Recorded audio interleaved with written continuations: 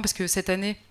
on ne le sait pas parce que la France a été bien ingrate, en tout cas l'État français a été bien ingrat cette année, mais cette année on fête le centenaire à la fois de la canonisation de Jeanne d'Arc et de sa reconnaissance, de sa proclamation même comme héroïne nationale, puisque la loi avait été votée en 1920, 2 mois après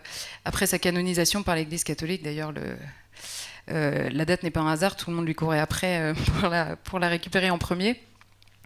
Et en fait, ce poème m'y a fait penser parce que l'histoire de cette loi de l'État français qui promettait de lui rendre hommage tous les ans le deuxième dimanche de mai, ce qu'il ne fait plus, mais ce qu'on va faire à sa place. Cette loi était discutée à l'Assemblée depuis 26 ans.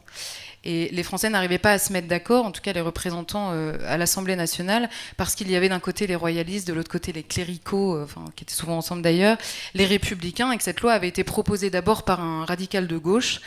qui voulait absolument arracher Jeanne d'Arc aux mains des cléricaux parce qu'elle incarnait trop la France pour qu'on leur laisse. Et puis les cléricaux et puis les royalistes expliquaient qu'en fait quand même on n'allait pas la laisser à la gauche alors que tout était fait par Dieu, en Dieu et pour Dieu.